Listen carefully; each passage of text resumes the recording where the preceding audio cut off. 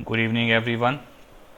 तो देखते हैं आज मार्केट ने क्या किया है और आज का डेटा क्या बता रहा है मार्केट को लेकर के। ठीक है, तो सबसे पहले तो आप देखिए, हम लोग पिछले 3 बार से जो भी मार्केट देख रहे हैं और जो भी मार्केट का रिव्यू कर रहे हैं उसमें हमें क्या दिख रहा है कि पहले यहाँ से लगातार मार्केट रेजिस्टेंस को ये करते हुए, सपोर्ट करते हुए रेजिस्टेंस पे रुकता है, फिर नीचे आता है, फिर रिकवरी दिखाता है और लगातार ऊपर की ओर जा रहा है और फिर से देखिए वापस नेक्स्ट लेवल 21,500 के पास आ चुका है।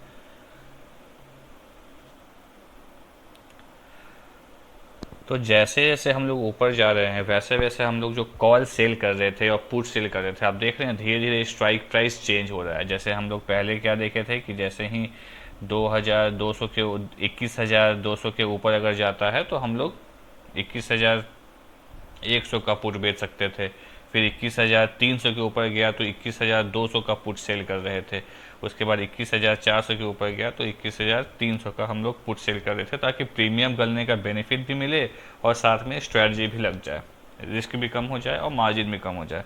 ठीक है, तो अब देखिए निफ्टी वापस एक और अलग लेवल पे आ गया है और अब अप साइड में रेजिस्टेंस जो है 21,500 है, उसके ऊपर 21,600 है। यहाँ पे जो ब्लू लाइन आपको दिख रहा है वो डेरिवेटिव डेटा के बेसिस पे सपोर्ट और रेजिस्टेंस है और ग्रीन लाइन प्राइस एक्शन के बेसिस पे सपोर्ट और रेजिस्टेंस है।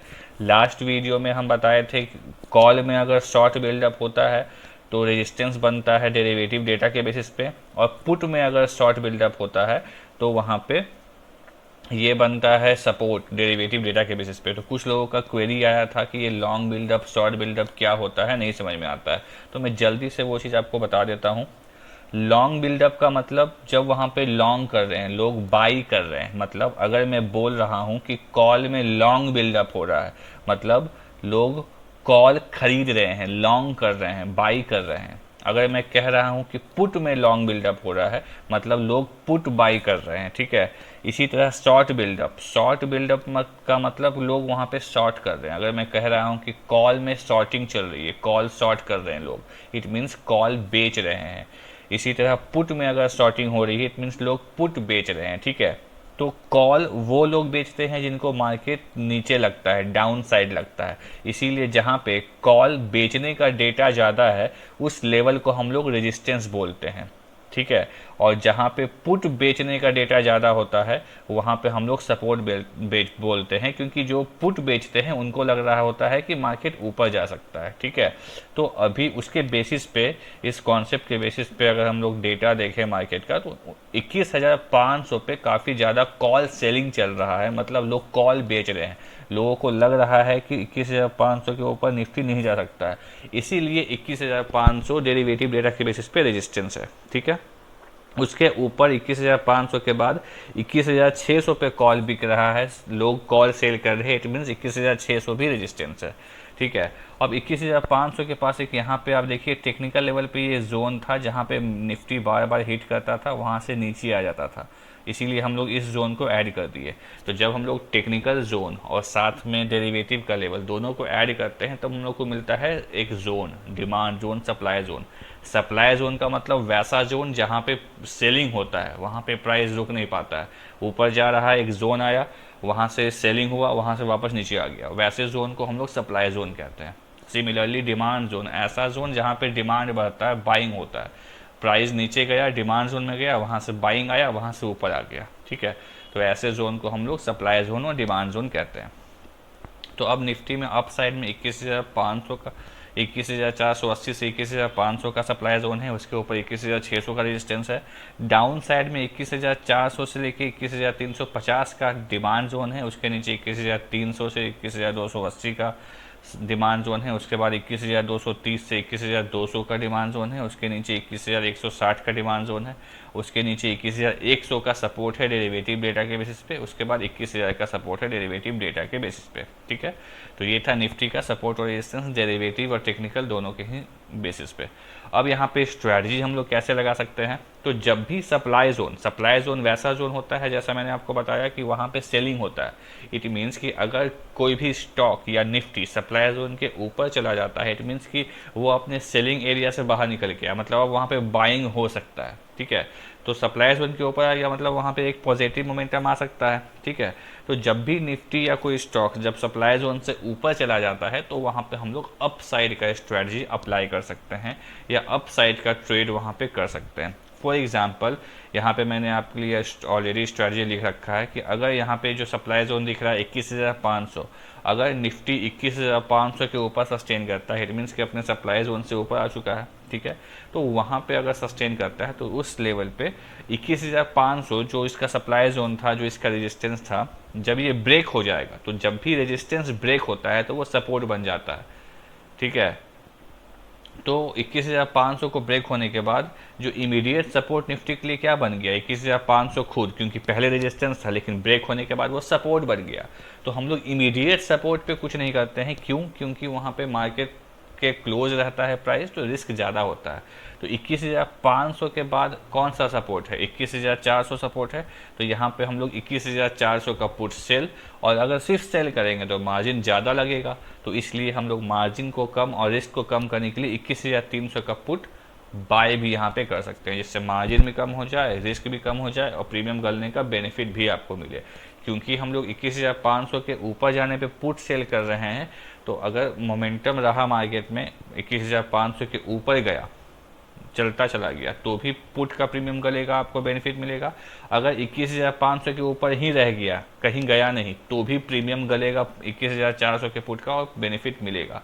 अब इस स्ट्रैटेजी से, जो भी स्ट्रैटेजी बनाते हैं, उससे एग्जिट कैसे करते हैं? तो जब हम लोग ये डिसाइड किए कि 21,500 के ऊपर जब तक है निफ्टी, तब तक हम लोग 21,400 का पुट सेल और 21,300 का पुट बाई कर सकते हैं। तो हम लोग तभी तक इस स्ट्रैटेजी में रहेंगे जब तक निफ्टी 21,500 के ऊपर है। जैसे ही निफ्टी 21,500 के नीचे आ जाएगा, हम लोग इस स्ट्रैटेजी से निकल जाएंगे। ठीक है, कंप्लीट इंट्राडे बेसिस पे आप लोग इस पे काम हम लोग को करना होता है। ठीक है, तो ये था अपसाइड स्ट्रैटेजी। डाउन साइड में जब हम लोग डिमांड जोन देख लिए हैं कि 21,400 से 21,350 का डिमांड जोन है, तो जैसे ही निफ्टी 21,350 के नीचे सस्टेन करता है, तो इमीडिएट बेसिस पे रेजिस्टेंस क्या हो गया, 21,400। तो 21,400 पे कुछ नहीं कर सकते, 21,500 का कॉल सेल और 21,600 का यहाँ पे कॉल बाई किया जा सकता है, जिससे प्रीमियम भी, रिस्क भी कम हो जाएगा, मार्जिन भी कम हो जाएगा और साथ में प्रीमियम गलने का बेनिफिट भी मिलेगा। ठीक है, तो ये था निफ्टी का। अब देखते हैं हम लोग बैंक निफ्टी का। तो बैंक निफ्टी में भी हम वैसा ही सब कुछ ड्रॉ करके रखे हैं ऑलरेडी। ये ब्लू लाइन डेरिवेटिव डेटा के बेसिस पे दिख रहा है और ग्रीन लाइन टेक्निकल लेवल के बेसिस पे।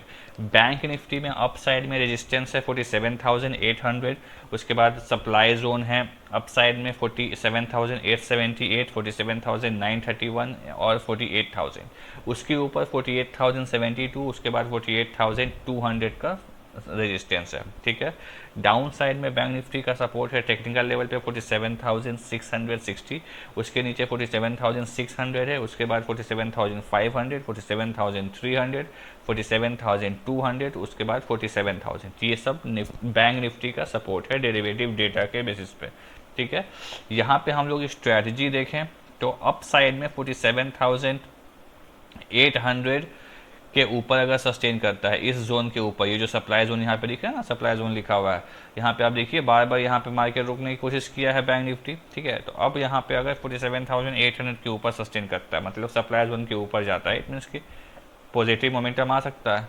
तो उस केस में 47,800 के ऊपर अगर जाता है तो इमीडिएट सपोर्ट क्या हो जाएगा, 47,800 खुद, क्योंकि पहले रेजिस्टेंस था, ब्रेक होने के बाद सपोर्ट बन गया। ठीक है, तो 47,800 के ऊपर सस्टेन करने के बाद 47,600 का पुट सेल और 47,400 का यहाँ पे पुट बाई किया जा सकता है। क्यों? क्योंकि 47,800 के नीचे 47,600 का सपोर्ट है। ठीक है, और उसके नीचे हम लोग, क्योंकि हम लोग 47,800 के ऊपर जाने पे 47,600 का पुट बेच रहे हैं, कितना डिफरेंस, 200 पॉइंट का डिफरेंस। तो इसीलिए हम लोग वहाँ से 200 पॉइंट नीचे चले गए और 200 पॉइंट नीचे जाके एक और पुट बाई कर लिए, जिससे मार्जिन और रिस्क दोनों कम हो जाता है। ठीक है, अब यहाँ पे डाउन साइड में 47,500 का ये जोन बना हुआ है, ये जोन डिमांड जोन 47,500 का। ठीक है, तो 47,500 के नीचे अगर ब्रेक करता है तो वहाँ पे 47,600 का कॉल सेल और 47,700 का कॉल यहाँ पे बाई किया जा सकता है, जिससे मार्जिन भी कम हो जाएगा, रिस्क भी कम हो जाएगा और प्रीमियम गलने का बेनिफिट भी मिलेगा। ठीक है, तो ये था निफ्टी बैंक निफ्टी का।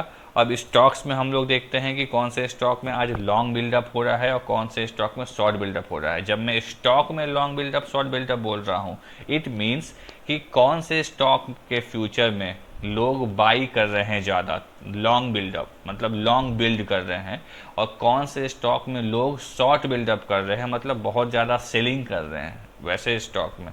ठीक है, तो लॉन्ग बिल्डअप में हमारे पास है टेक, टाटा केमिकल है, सॉरी टाटा केमिकल, जिसमें लॉन्ग बिल्डअप हो रहा है मतलब लोग टाटा केमिकल के शेयर्स में लॉन्ग कर रहे हैं, बाई कर रहे हैं, तभी इसको लॉन्ग बिल्डअप बोलते हैं हम लोग।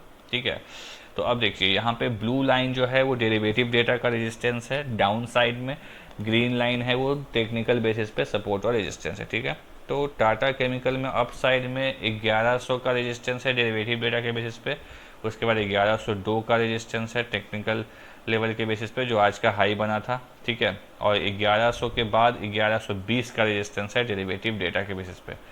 ठीक है, डेरिवेटिव डेटा के बेसिस पे कहने का मतलब है 1100 पे लोग कॉल बेच रहे हैं और 1120 पे कॉल बेच रहे हैं, इसलिए वहाँ पे प्रेशर बना हुआ है, वहाँ से नीचे की ओर आ रहा है। ठीक है, तो मतलब अगर 1100 के ऊपर सस्टेन करता है टाटा केमिकल तो इसमें पॉजिटिव मोमेंटम आ सकता है। ठीक है, और डाउन साइड में टेक्निकल लेवल पे देखिए यहाँ पे एक रेड कैंडल बना, लो बनाया, यहाँ से ऊपर खींच लिया, फिर एक रेड कैंडल यहाँ पे बनाया, यहाँ से ऊपर खींच लिया, तो ये सब टेक्निकल लेवल का सपोर्ट हो गया। तो टेक्निकल बेसिस पे डाउन साइड में 1088, 1075, उसके बाद 1054 से 1050 तक का डिमांड जोन बना हुआ है। ठीक है, तो अब यहाँ पे स्ट्रैटेजी कैसे लगा सकते हैं। सिमिलरली अप साइड में 1100 का रेजिस्टेंस है, तो 1100 का रेजिस्टेंस के ऊपर अगर सस्टेन करता है तो इमीडिएट रेजिस्टेंस जो 1100 है वो सपोर्ट बन जाएगा ब्रेक होने के बाद। तो 1100 के ऊपर सस्टेन करेगा तो 1050 का पुट सेल, क्यों, क्योंकि इमीडिएट तो 1100 हुआ ना सपोर्ट, तो 1100 पे नहीं करेंगे क्योंकि मार्केट से नज़दीक है, उसके नीचे आ जाएंगे 1050, तो 1050 का पुट सेल और 1020 का पुट यहाँ पे बाई किया जा सकता है। ठीक है, इस तरीके से स्ट्रेटजी यहाँ पे फॉर्म हो जाएगा। डाउन साइड में यहाँ पे टेक्निकली 1088 का सपोर्ट दिख रहा है, तो 1088 के नीचे अगर सस्टेन करेगा तो 1100 का पुट सेल और 1120 का यहाँ पे सॉरी 1100 का कॉल सेल और 1120 का कॉल बाई करके प्रीमियम मार्जिन कम करके, रिस्क कम करके प्रीमियम करने का यहाँ पे बेनिफिट ले सकते हैं। इन स्ट्रेटजीज को लगाने का सबसे बड़ा बेनिफिट ये आपको मिल जाता है कि मान लीजिए यहाँ से 1088 के नीचे चला गया टाटा केमिकल, लेकिन नीचे नहीं गिरा, 1088 से लेके 1075 के बीच में ही रह गया। ठीक है, नीचे गया ही नहीं, डाउन साइड मोमेंटम आया ही नहीं, ऐसे केस में भी यहाँ पे क्योंकि आप कॉल बेचे हैं, स्ट्रेटजी लगाए हैं सेलिंग करके, तो वहाँ पे प्रीमियम गलने का आपको बेनिफिट अच्छा मिलता है।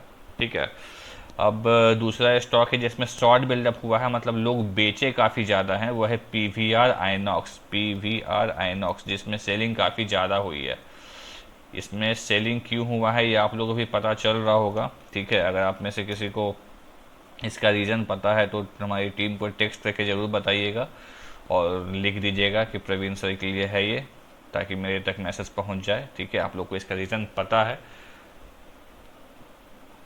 कि क्यों गिर रहा है। ठीक है, अब यहाँ पे देखिए PVR काफ़ी तेज़ी से गिर रहा है, ये 20 दिसंबर से ही फॉल हो रहा है। इसमें PVR में डाउन साइड में टेक्निकल लेवल पे 1654 का सपोर्ट है, उसके बाद 1647 का सपोर्ट है टेक्निकल लेवल के बेसिस पे।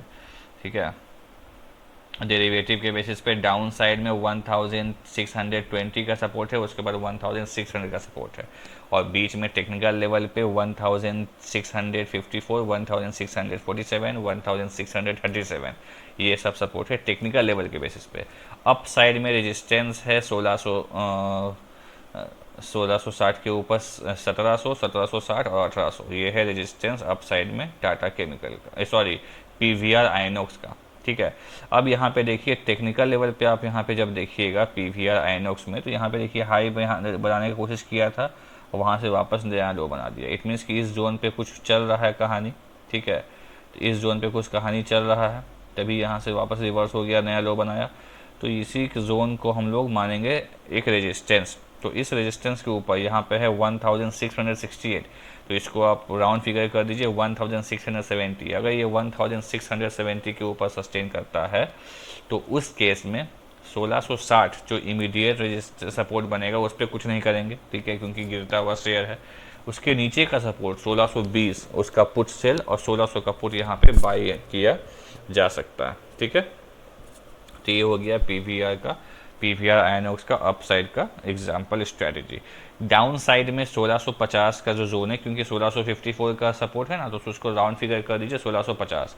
1650 के नीचे अगर सस्टेन करता है तो 1700 का कॉल सेल और 1760 का कॉल यहाँ पे बाई, 1760 का कॉल यहाँ पे बाई किया जा सकता है, ठीक है। 1700 का कॉल सेल और 1760 का कॉल यहाँ पे बाई किया जा सकता है, क्योंकि अप साइड में रेजिस्टेंस काफ़ी दूर है और पीवीआर जैसे शेयर्स में क्या होता है ना, लिक्विडिटी कम होता है, तो हमेशा राउंड फिगर पे काम करने से अच्छा रहता है इस पर, ठीक है। तो ये था निफ्टी बैंक निफ्टी का ऑप्शन एनालिसिस और साथ में स्ट्रैटेजी। अब इसको आप खुद से चार्ट पे अप्लाई कीजिए, खुद से एक बार स्टडी कीजिए, उसके बाद अपने अनुसार आप काम कर सकते हैं। Thank you.